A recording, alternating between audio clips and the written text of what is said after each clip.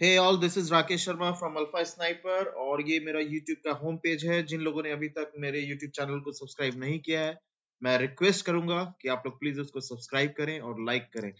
और आज मैं फिर एक बार एक और स्टॉक लेके आया हूं और ये स्टॉक केमिकल सेक्टर का है। और सबसे अच्छी बात ये है कि आज मैं जिस तरह से एनालिसिस आप लोगों से अभी शेयर करूंगा in just couple of minute, वो मैं दो अलग अलग टाइम फ्रेम की एनालिसिस कर रहा हूँ। पहले टाइम फ्रेम पे मैं बात करूंगा इसकी ओवरऑल ट्रेंड की, कि ओवरऑल ट्रेंड कैसा है स्टॉक का, और दूसरे टाइम फ्रेम पे हम लोग बात करेंगे एग्जैक्टली अभी हम लोग को उस स्टॉक में क्या करना चाहिए या क्या मुझे उसमें मेरा व्यू बन रहा है।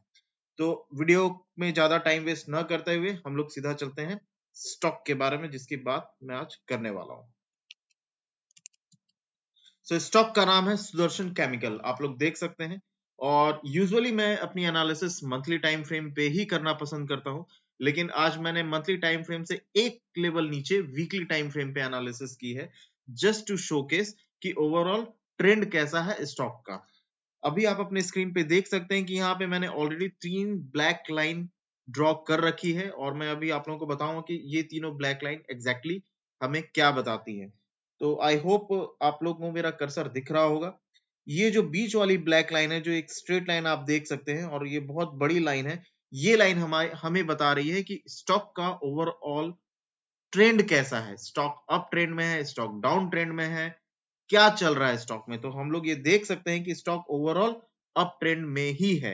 स्टॉक जब जब इस लाइन पे गिर रहा था, स्टॉक वापस बाउंस बैक आ रहा था, फिर यहां पे आया, फिर बाउंस बैक हुआ, फिर यहां पे आया, फिर बाउंस बैक हुआ। लेकिन फाइनली 2023 में ये काइंड ऑफ अ सपोर्ट, जो कि एक तरह से एक सपोर्ट का काम कर रहा था, और इसको इसने प्राइस ने अपने इस सपोर्ट को ब्रेक किया और ये नीचे आ गया। जब ये नीचे आया तो फिर हमारा एक नया immediate short term trend line create हुआ। आप देखें यहाँ पे इसने सपोर्ट लिया, फिर ऊपर गया, फिर वापस से यहाँ सपोर्ट लिया। तो जब आप एक लाइन ड्रॉ करते हैं तो आपको ये समझ में आता है कि एक आपकी एक ट्रेंड लाइन बन रही है। ये आपका मेन प्राइमरी ट्रेंड हो गया, और आप इसको कह सकते हैं कि इमीडिएट शॉर्ट टर्म ट्रेंड क्या है स्टॉक का। तो स्टॉक वापस से डाउन ट्रेंड में आने के मतलब एक इमीडिएट फॉल आने के बाद हमें वापस से एक इसमें रिवर्सल दिख रहा है अपसाइड की ओर। तो ये तो बात हो गई ये एक बड़े वाले लाइन की और एक इमीडिएट शॉर्ट टर्म ट्रेंड की। दिस ब्लैक लाइन सिग्निफाइज कि इमीडिएट बेस पे हमारा ऊपर की लेवल में सप्लाई जोन या रेजिस्टेंस कहां पे है। सप्लाई जोन या रेजिस्टेंस हम उसको कहते हैं जहां पे प्राइस को थोड़ी दिक्कत होती है ऊपर जाने में, और वहां से बियर एक्टिवेट हो जाते हैं और प्राइस को वापस नीचे धकेल देते हैं। तो आप देखिए कि जब यहाँ पे इसने सपोर्ट लिया, प्राइस ऊपर गया, तो यहाँ पे बियर ऑलरेडी खड़े थे। क्यों? क्योंकि यहाँ पे ऑलरेडी एक इसका स्ट्रॉन्ग सप्लाई जोन था, और बियर ने वापस से प्राइस को नीचे धकेल दिया। लेकिन यहाँ पे चूंकि एक ट्रेंड लाइन ऑलरेडी एक्टिवेट हो चुका था, यहाँ पे बुल बैठे हुए थे, बुल ने वापस से प्राइस को ऊपर फेंका है, और फिर अगेन यहाँ पे बियर एक्टिवेटेड थे क्योंकि हमारा स्ट्रॉन्ग रेजिस्टेंस जोन था, प्राइस नीचे है, एंड देन अगेन फाइनली यहाँ पे बुल जीत गए हैं, और बुल ने एक ब्रेकआउट दिया है वीकली टाइम फ्रेम पे। तो इस वीकली टाइम फ्रेम पे ओवरऑल पिक्चर दिखाने का मेरा एम ये है कि मैं आप लोगों को ये बता सकूं कि अभी ओवरऑल ट्रेंड क्या है इस स्टॉक में।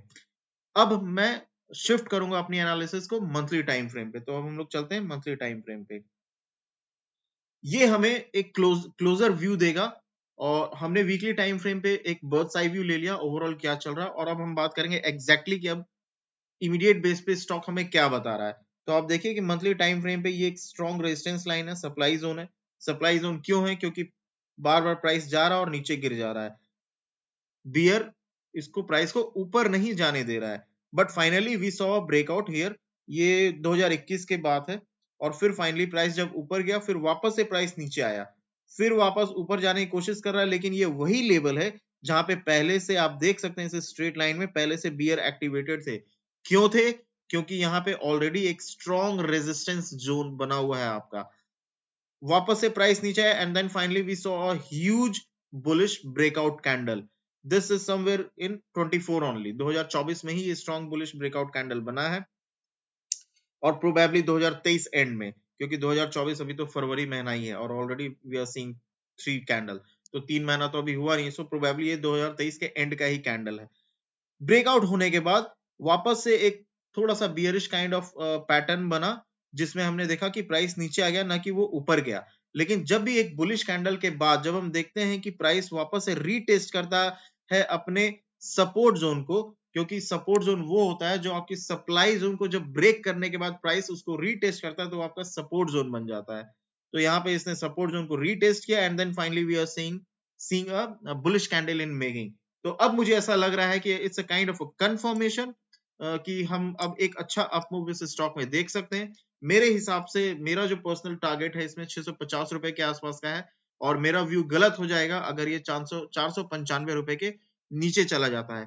इसका करंट भाव है 567 रुपया 55 पैसा, 567 रुपीज पॉइंट 55 पैसा। So this is it in this video. I hope you guys are liking my content और प्लीज सब्सक्राइब करें, लाइक करें, ताकि मैं इसी तरह यूं ही आप लोगों के लिए अलग अलग अच्छी अच्छी अपॉर्चुनिटीज खोज के लाता रहूं और आप लोगों से शेयर करता रहूं। So stay tune for more such videos. Thank you very much.